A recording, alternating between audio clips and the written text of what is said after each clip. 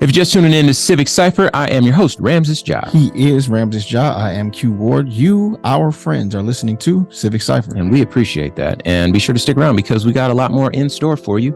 As promised, we are going to be talking about that incident, very, very heartbreaking incident of the police officer who was caught laughing at 23-year-old Jaahnavi Kandula in Seattle after she was hit by another police car and died. His conversation over the phone that was recorded by his camera caught him like laughing and just kind of making light of her life. I'm also going to share a story about the DC police trainer who ended up shooting a black mother who was a police trainee in the training class, and we're going to have a conversation about police training and how effective it is. So that and so much more to stick around for. But first and foremost, we're going to discuss BA, Becoming a Better Ally, BABA. And today's BABA is sponsored by Friends of the Movement. To support Black businesses and allied businesses, sign up for the free voter wallet from FOTMglobal.com and make an impact with your spending. Again, that's FOTMglobal.com. And today's reading comes from Black Enterprise. Georgetown University and the Jesuits have pledged $27 million in money and land donations to the descendants of 19th century enslaved people who were sold to fund the highly prestigious institution. According to CNN, the Descendants Truth and Reconciliation Foundation confirmed the gift of $10 million from Georgetown and an additional $17 million from the Jesuits in the form of financial retribution and plantation land. Quote, these contributions from Georgetown University and the Jesuits are a clear indication of the role Jesuits and other institutions of higher education can play in supporting our mission to heal the wounds of racism in the United States, as well as a call to action for all the Catholic Church to take meaningful steps to address the harm done through centuries of slaveholding, unquote.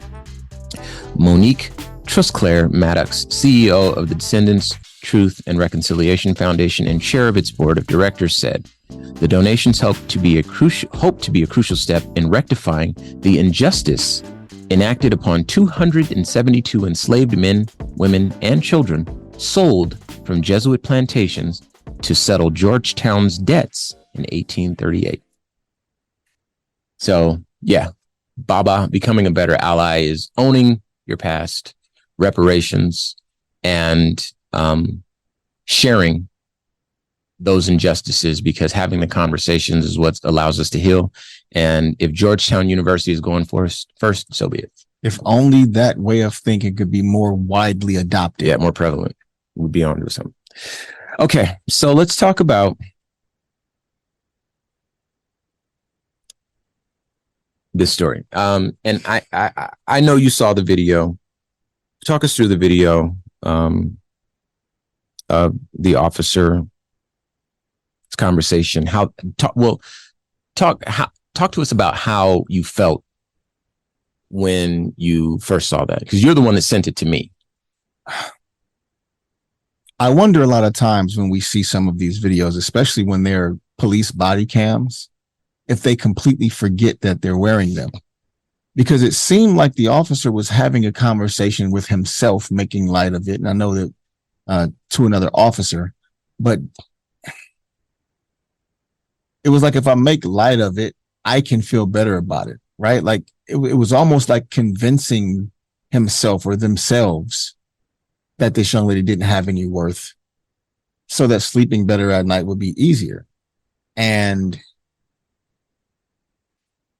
if you guys have ever heard Ramses describe anything being killed, not just a person, anything with a conscience, anything that's alive, that thing ceasing to be alive should be recognized and talked about with the gravity with which Ramses does so. I've always noticed that through all of my years talking to him.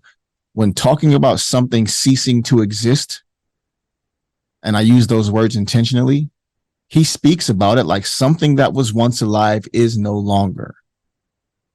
And that life and that breath and that consciousness was snuffed out, was taken away, was made to stop.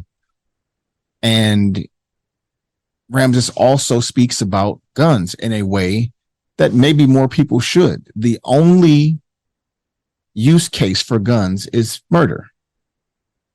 That's it. That's the only reason that they exist.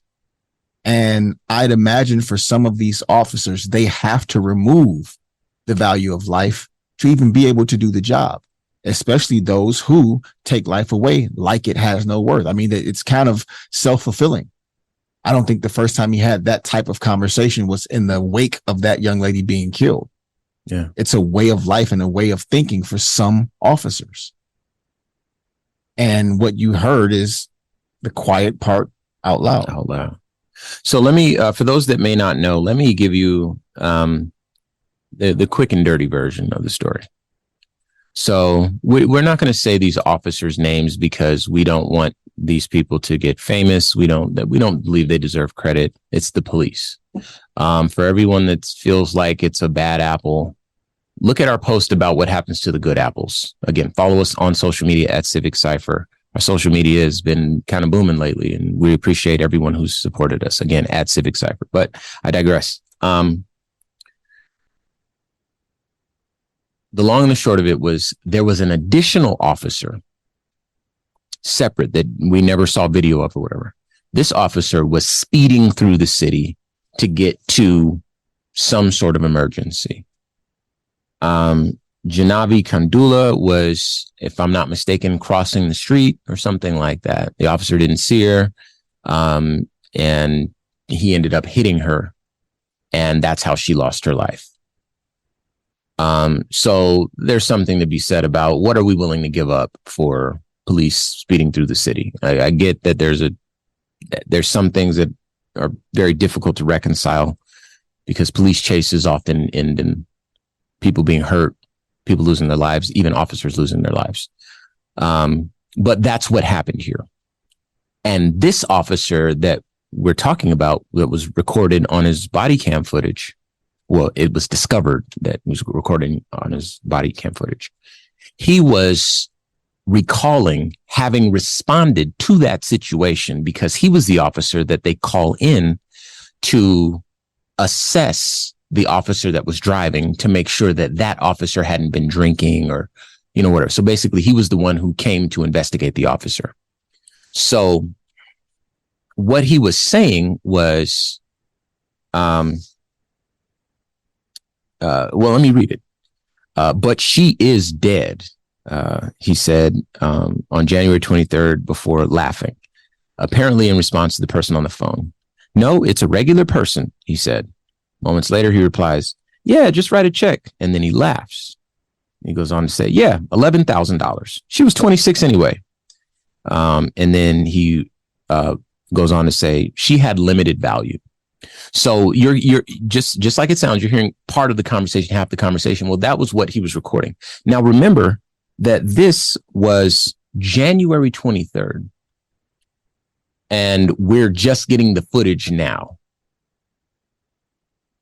So not only does the family and the friends of Jaahnavi Kandula have to relive all this because it's in the media again, the reason is because it gives you an insight into how separate, how big the gap is between human being and police officer.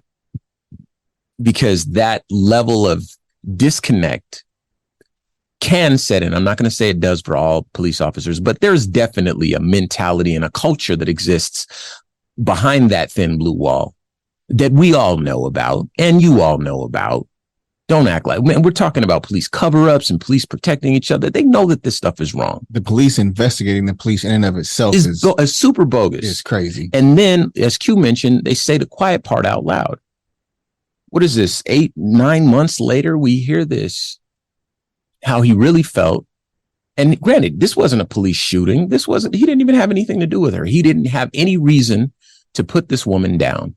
There is just no regard for human life. And that man carries a gun.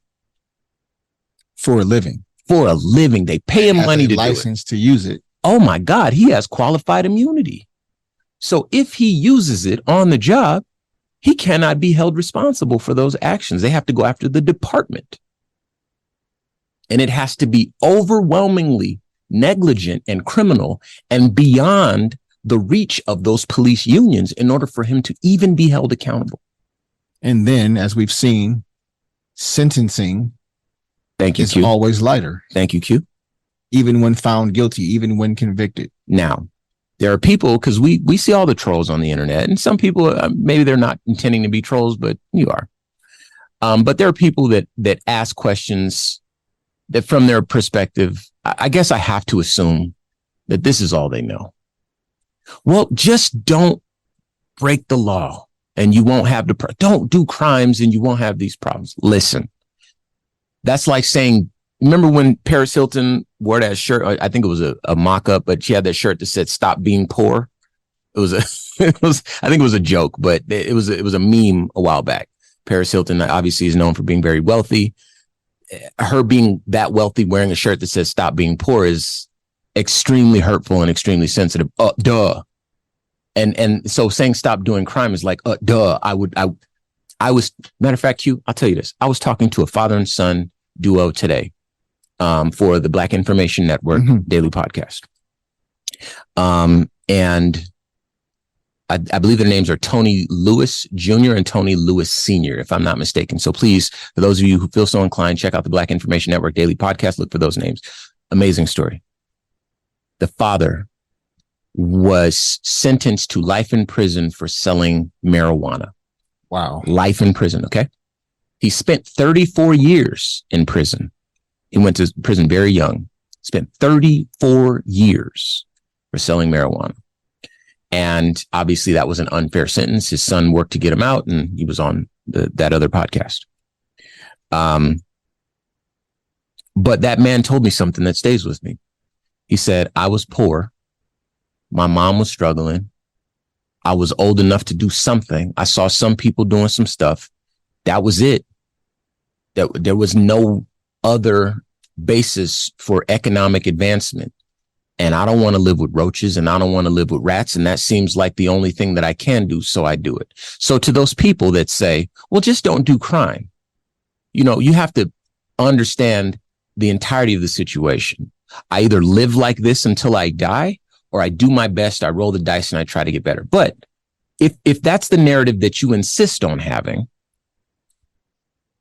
then let's talk about fair sentencing across the board, because we know the criminal justice system treats you worse the darker you are, the poorer you are. Sad truth. Right. The less attractive you are. That's another one. And these things that's not Rams's opinion. These are objective facts. You could look them up. They're documented by the government agencies, .gov. I got to look this stuff up all the time. I promise I wouldn't lie to you. Okay. But then you don't have to take our word for it. Yeah, look it up yourself. Please help me do my job. But we'll take it a step further. Let's talk about, if you're going to roll the dice because you have limited options, let's talk about how the police enforce whatever it is that they're enforcing. Let's talk about whether or not the police hold humanity at the center of their approach. Let's talk about the Stanford experiments, if we're being honest. In brief, if you're not familiar with the Stanford experiments, it took place at Stanford University in California, and it was a social experiment. Used a professor took students, just a group of students, and made half of them prison guards and the other half inmates. And again, everyone knew that it was an experiment, but the psychology of the people in power, lording that power over people who were quote unquote guilty, even though they knew they were fellow students. They're not really guilty in the real world. The experiment had to be canceled because the guards became so corrupt. They were students, and the people across the hall in the cells were students too in the real world. And they all knew this, but that authority is extremely corruptive. And policing, if we're being honest, the way recruitment works is they tend to attract bullies. Why do you think police are the number one wife beaters in the world? I think, and certainly in this country, it attracts a lot of bullies. Police got a long way to go before they're good in my book. To have that standard. Well, even objectively, you say in your book, and that makes it seem like something else. Just based on statistics, based on numbers, based on the data that's provided. It's not about Ramses's book. Yeah. If you just objectively look at the data, like the percentage of, officers that are, involved with domestic violence, a per capita data sample. Number one. But it's very high. Number one. That's not in Ramses's book, though. Yeah. I want to be clear. This is not Ramses's subjective opinion. They have a long way to go, period. Yeah. But again, that bully, they attract that bully. Like, have you ever seen that Punisher logo? It's like a skull that police have. They put the patch on their stuff and, that sort of thing. It's just a very, very aggressive sort of culture. And that's a modern thing. That's a result of the militarization of the police, the radicalization of the police in this country, if I'm being honest. And it's a far cry from the neighborhood friendly policeman from the 50s and the 40s. Even those guys were bad to black and brown people, but it got way worse, especially for us. And like you said, this officer was one of the people who said the quiet part out loud. No regard for the human element here. And this is the sort of thing that we've been trying to say. So even if for those people that troll us online and say, well, listen, man, that pregnant woman she should have just listened to the police and shouldn't have shoplifted from the store. Okay, fam. So she deserved to die. The police get the best version of the story and she gets the worst version, the worst optics, and the police get the best optics every time. I'm sure that this guy's there's nothing that's going to happen to this guy that clearly doesn't hold a human life in any particularly positive light, unless it's maybe somebody he knows. I mean, they'll do some form of PR, right? Maybe, he might get a light suspension or a slap on the wrist or just sort. Transfer. Move His life else. won't be changed in any way that's negative. Yeah, he'll be fine. He'll continue to laugh at the loss of life for people who are in his mind beneath him. So watch this. There's another popular narrative that exists where people say, well, police, they just need better training. We need better trained officers. Well, listen, we talked about this on the show before. Remember Kim Potter? Dante Wright? Yes, Kim Potter, who I was upset because I thought we were giving her way too much benefit of the doubt. Yeah, that was what I did, but I'll tell you why. Go ahead, Q. No, that was just, the idea that maybe she'd made all these mistakes, honestly. And her being the training officer, the supervisory officer, I just thought that was highly unlikely. Okay. So those things were done in good faith and that she didn't know the difference between her taser and her pistol. Okay. So real quick, you're going to find out why Q is mad at me, because I do actually feel that way. But for those that don't remember, this is the video that we were able to see where there was a white officer woman who was trying to arrest Dante Wright, a young black father. I believe it was in Minneapolis or somewhere in Minnesota. He tried to run away from the officers. That's the thing. And she like freaked out, got spooked. He was trying to jump in the car or something like that. And she yelled, taser, taser, taser, pulled out the gun and shot him. And then she started wailing like, oh my God, I didn't mean to shoot him. I feel like that was an accident. Q doesn't like that I give her that much grace. I want to take it a step further. Q, go ahead and you can yell at me in just a second. But the point with her was that she was responsible for the training. So she was the best training, whatever. There's a story that I want to share about a DC police trainer, Jesse Porter, who shot a young mother. She was an officer too. And he was training her to, I believe, to work in the library or something like that. He shot her like as a joke. He turned around, pulled out his gun. He says he meant to pull out his practice or dummy gun or something like that. He pulled out his real gun, shot her in the chest in the class in front of everybody. There's a video of this. She dies on the floor. And he's throwing his hands up like, oh my God, there's no audio. So I don't know this is what he's saying, but you could see that what a human being is going through. And you see his reaction to that moment. And everybody's freaking out, especially him. He tries to do CPR, that sort of stuff. He was training the class. Okay. Also, this training narrative has existed since the 50s, 60s civil rights movement. I looked it up. It's one of those political zombies that never dies, like trickle down economics. It doesn't work. You've had decades to try it. It's not a real thing. Well, I tell you what, police training doesn't work. I looked that up. I have a whole episode on that on the Black Information Network Daily Podcast. I did the research. Police training does not work. In fact, the best results showed that officers' behaviors changed somewhat for about a month, and then they reverted to type. And I think that's indicative of the overwhelming influence of police culture. When people talk about the system, I think that the culture is a big part of that. And so being a police officer, taking a moment and ducking out and getting training here and there that doesn't stick, what more than likely is going to stick is that culture. You get back in with your guys, you're moving around, you get, start consuming the same media and conversations with the same people that feel the same way, and you're revert to type and back at it. And as we've seen, we can't even trust the training officers with a gun. So guns are dangerous. Police culture is dangerous. And there's a stunning silence from the masses, not from me and UQ, but a stunning silence. There was a moment where some people became a little bit more critical in 2020, but all these police shootings that we've seen since then, no protests, I know that there's no pandemic either. Even more strange though is blaming the increase in police violence against citizens on the idea that we protested against them. Man, I don't know how these wicked, weird, do we not live in the same reality? How are you able to get that off and it float anywhere? But this is what we felt you needed to know today. So we'll leave it right there. As always, I'd like to thank you for tuning in to Civic Cypher. Once again, I'm your host, Ramses Jah. He is Ramses Jah. I am Q Ward. Thank you guys for joining us. Like our stuff, comment, subscribe, follow us on social media, on all your digital, podcasting platforms, and on radio stations all over the United States. Thank you guys for tuning in. Yeah, that means a lot to us. And what we said, we really meant. If you've listened to this show, it really means a lot to us to follow us on social media. That includes YouTube.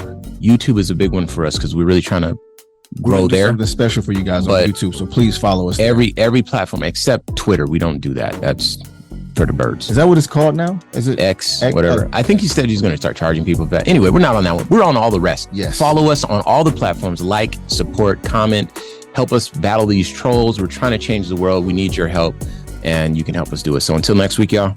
Peace.